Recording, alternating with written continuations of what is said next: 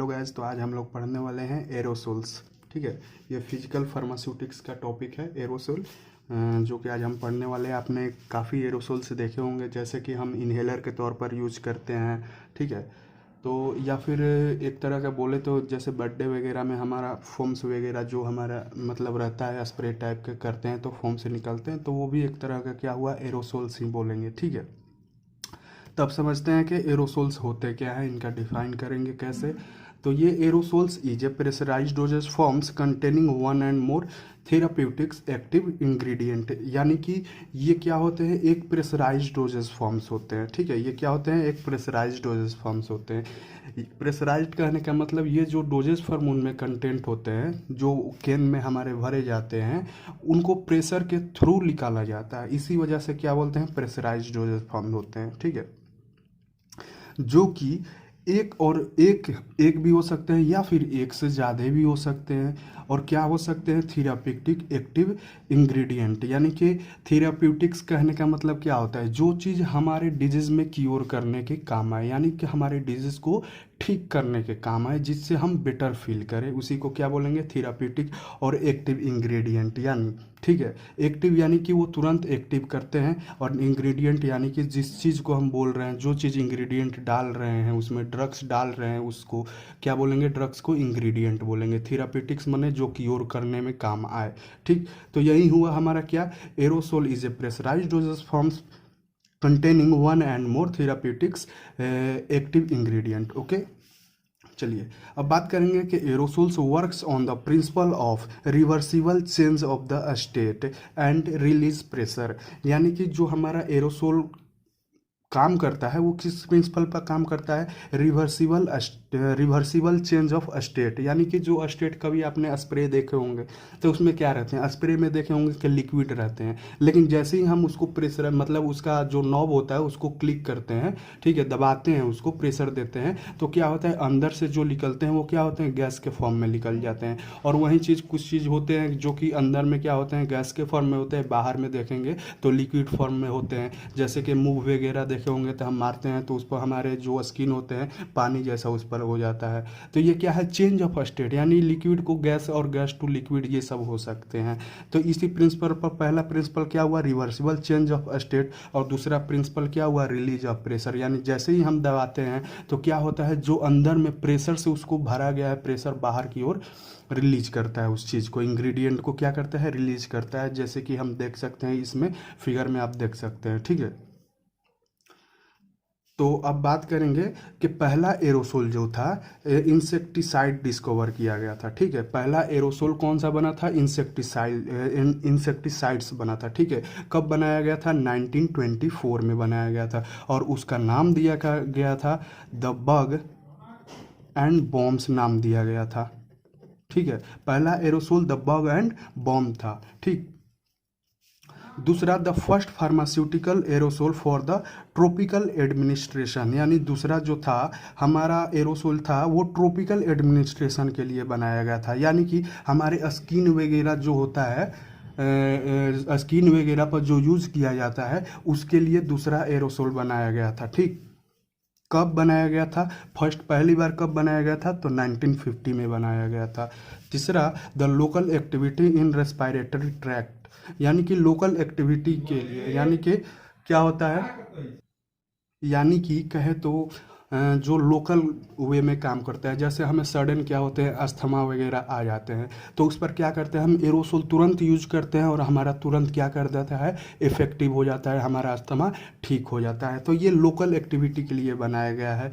जो उसके बाद बनाया गया था, मतलब पहला कौन सा बनाया गया था, इससे पहले हमारे लिए कौन सा बनाया गया था, तो टॉपिकल एडमिनिस्ट्रेशन, जो कि स्किन पर यूज किया गया था। और दूसरा उसके बाद कौन बनाया गया, रेस्पिरेटरी ट्रैक्ट के लिए बनाया गया था, जो कि अस्थमा हो गया, कफ वगैरह के लिए भी बनाया गया था। ठीक, तो ये पहला कब बनाया गया था, जो लोकल एक्टिविटी के लिए बनाया गया था या रेस्पिरेटरी ट्रैक्ट के लिए बनाया गया था, तो 1955 में बनाया गया था। ठीक, अब जानते हैं कि कितने टाइप्स के हमारे एरोसोल होते हैं, कितने टाइप्स के होते हैं। तो पहला होते हैं स्पेस स्प्रे एरोसोल, यानी कि पहला कौन सा होता है स्पेस स्प्रे एरोसोल होते हैं, दूसरा कौन से होते हैं सरफेस कोटिंग स्प्रे होते हैं, और तीसरा कौन से होते हैं फोम्स होते हैं। अब इनके बारे में इंडिविजुअली हम जानते हैं कि ये होते क्या हैं। तो जो स्पेस स्प्रे एरोसोल होते हैं इनका पार्टिकल का साइज क्या होता है 50 माइक्रोमीटर, ठीक है। इनका पार्टिकल का साइज क्या होता है अप्रॉक्स 50 माइक्रोमीटर होता है। और इनका फीचर्स क्या होता है, ये जो होते हैं ये हवा में लॉन्ग टाइम के लिए रहते हैं, यानी कि इनका जो डिस्पर्सन होता है पार्टिकल्स का डिस्पर्सन होता है ये लॉन्ग टाइम के लिए होता है। किसका स्पेस स्प्रे एरोसोल के लिए बात कर रहे हैं हम, ठीक है। अब दूसरा होगा कौन सा सरफेस कोटिंग स्प्रे। इसका साइज की अगर बात करें इसमें जो पार्टिकल्स होते हैं 50 माइक्रोमीटर टू 200 माइक्रोमीटर के होते हैं, ठीक है। और इनका क्या है features, produce a film on the surface, यानी कि हम मूव वगैरह जो मारते हैं, ठीक है, या वोलिनी मारते हैं तो एक फिल्म की तरह प्रोड्यूस कर देते हैं हमारे स्किन पर, ठीक है, यानी एक लेयर की तरह बोले तो, ठीक है। और तीसरा क्या है फोम्स है, तीसरा टाइप्स हमारा फोम्स है। ये क्या होता है expansion of the propellant with in an emulsion result in the production of small bubbles, यानी कि इमल्सन क्या होता है सबसे पहले हम समझते हैं कि इमल्सन क्या होता है, कोई भी दो इमिसिबल लिक्विड होता है, ये क्या है एक पहला लिक्विड है ये दूसरा लिक्विड हो गया है, और ये क्या होता है इमिसिबल नहीं होते हैं, यानी दोनों मिक्स नहीं करते हैं, ओरिजिनली में ये क्या नहीं करते हैं मिक्स नहीं हो सकते, लेकिन इनको मिक्स करके हमारा इमल्सन बनाया जाता है। क्या बनाया जाता है, जो हमारा मिक्स करके बनाया गया इमल्सन बनाया गया, ठीक है, इमल्सन बनाया गया। लेकिन ये इमिसिबल हैं, दोनों इमिसिबल है। अब इनको मिसिबल कैसे बना सकते हैं, इसको मैकेनिकल वे से मिसिबल बनाया जाता है, यानी दोनों को मैकेनिकल वे से क्या किया जाता है मिलाया जाता है, या फिर हम हाईली स्टीरिंग करके बनाए, यानी उसको एकदम मिक्स करेंगे जोर जोर से तो शायद मिक्स हो जाते हैं। तो ये दो चीज़ से मैकेनिकल वे से और स्टीरिंग वे से हम बना सकते हैं इमल्सन, ओके।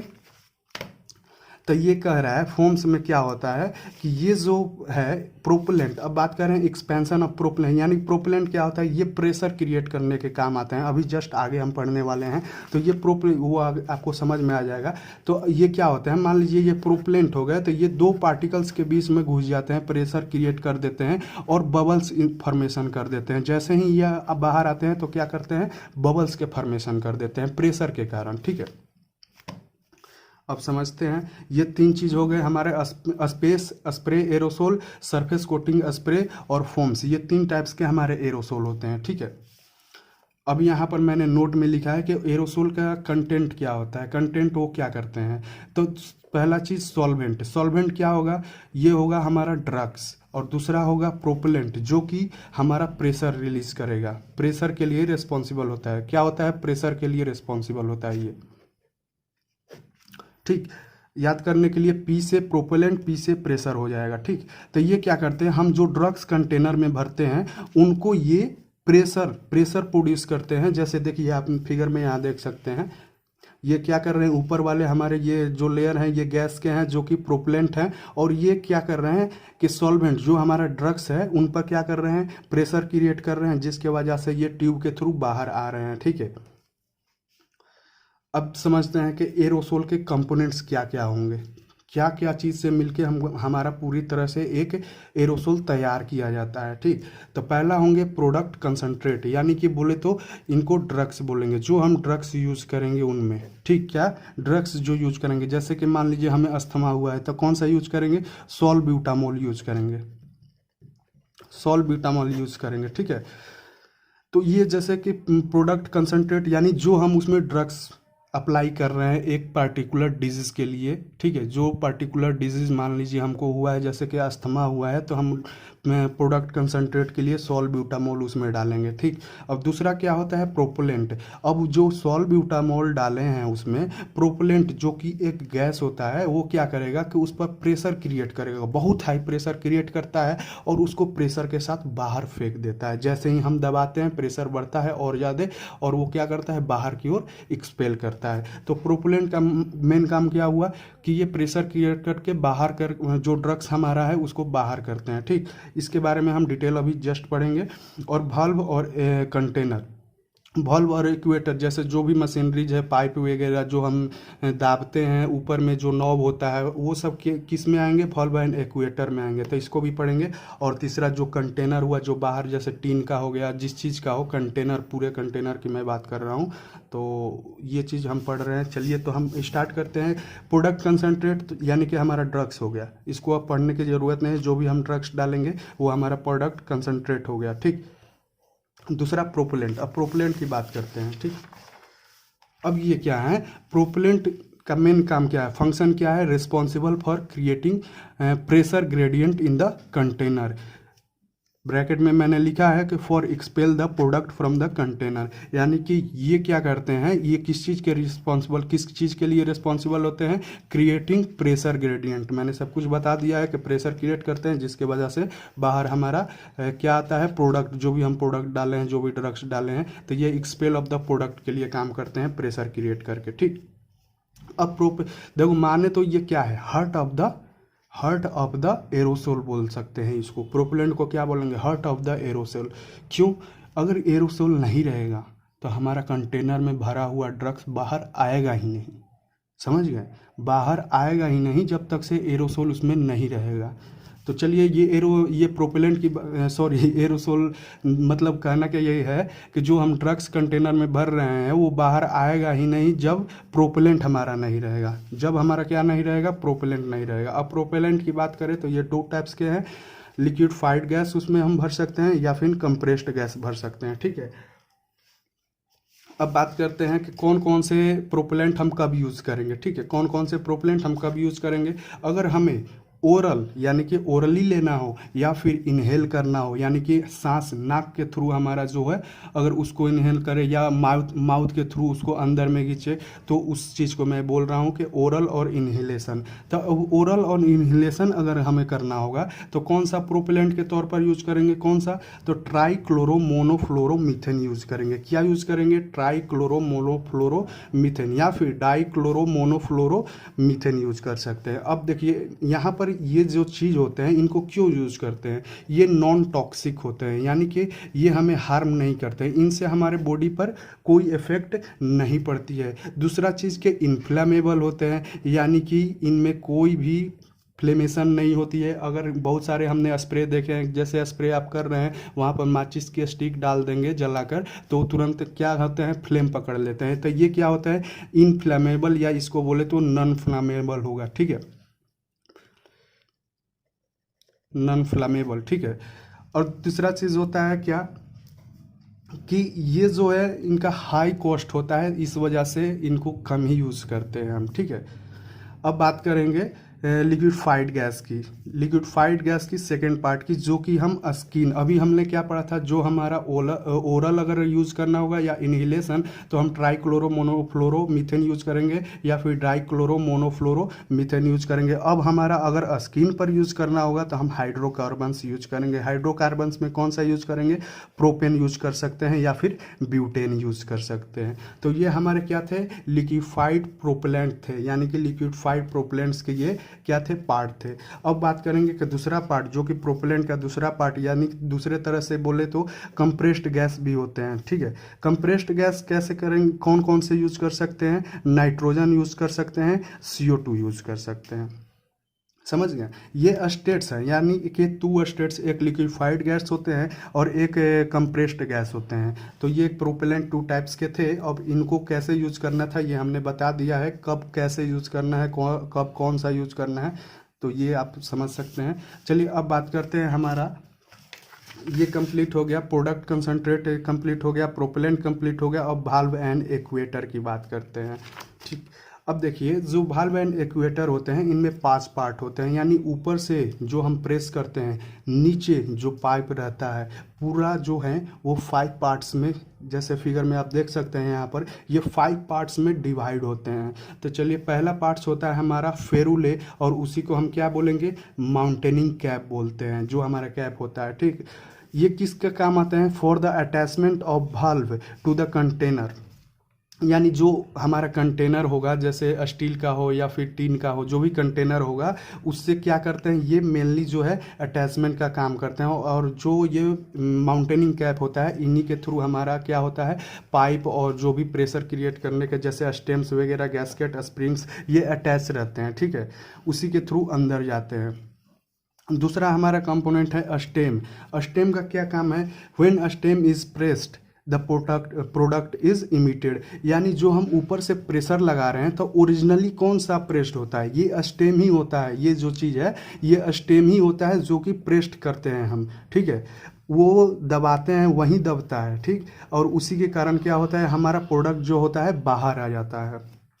तीसरा पार्ट है gasket, to provide the seal between valve and the container, यानी गास्केट का क्या काम है, ये सील प्रोवाइड करता है हमारे वाल्व और कंटेनर के बीच। कहने का मतलब जैसे हम इसको प्रेस करते हैं तभी हमारा बाहर आता है, ठीक है, तभी हमारा जो प्रोडक्ट अंदर में है कंटेनर के अंदर बाहर आता है। लेकिन जब हम उसको प्रेस नहीं करें, अगर उसका ऊपर का जो है जो नॉब होता है, अगर उसको हम प्रेस करें ही नहीं तो क्यों नहीं बाहर आता है, आना चाहिए बाहर। अगर बिना प्रेस्ट किए नहीं बाहर आता है तो उसके लिए जिम्मेदार कौन है, गास्केट, क्योंकि जब हम प्रेस्ट नहीं करते हैं तो गास्केट वहाँ पर क्या कर देता है, सील कर देता है। जैसे ही प्रेस्ट करते हैं वहाँ जो गास्केट है वो मूव हो जाता है, यानी कि सील खत्म हो जाता है और अंदर से जो है हमारा प्रोडक्ट बाहर आता है। तीसरा चीज़ है चौथा चीज़ है स्प्रिंग, जो कि क्या करता है, जैसे हम दबा दिए तो फिर से अपना ओरिजिनल पोजीशन पर आने के लिए ये रिस्पॉन्सिबल होता है। जैसे दबा दिए, अब छोड़ते हैं तो तुरंत ऊपर आ जाता है, तो ये उसके लिए स्प्रिंग यूज करते हैं। पांचवा है डीप ट्यूब। डीप ट्यूब का क्या काम है, brings the formulation from the container up to the valve, यानी कि जो हमारा प्रेस करने के बाद जिस पाइप के थ्रू हमारा कंटेनर ऊपर, हमारा प्रोडक्ट जो जिस पाइप के थ्रू ऊपर आता है उसको क्या बोलेंगे, डीप ट्यूब बोलेंगे, ठीक। तो ये हमारा क्या था, वाल्व के जो थे 5 कंपोनेंट थे। अब बात करते हैं कंटेनर की, तो हमारा जो यूज करते हैं कंटेनर कैसा होना चाहिए, तो कंटेनर के पास ऐसा एबिलिटी होना चाहिए, ऐसा कैपेसिटी होना चाहिए कि वो 140 से 180 PSIG, ये क्या है, प्रेशर का यूनिट है, ठीक है, पाउंड पर स्क्वायर इंच गॉज, ठीक है, इसका पूरा PSIG का क्या है, पाउंड पर स्क्वायर इंच गॉज, इसको पूरा को बोलेंगे ये, ठीक है। तो ये क्या है, प्रेशर का यूनिट है, यानी जो कंटेनर हमारा होना चाहिए वो 140 से 180 तक प्रेशर हमारा वो झेलने की उसमें कैपेसिटी होनी चाहिए। किस टेम्परेचर पर, 130 डिग्री फ़ारेनहाइट पर, समझ गए, इतना टेम्परेचर पर इतना प्रेशर झेलने की उसमें कैपेसिटी होनी चाहिए, तभी हम कंटेनर यूज करेंगे। अदरवाइज अगर नहीं झेलता है तो वो कंटेनर नहीं यूज करेंगे, क्योंकि वो कभी भी फट सकते हैं, ठीक। तो यही था हमारा एरोसोल्स। तो ठीक है, फिर थैंक यू।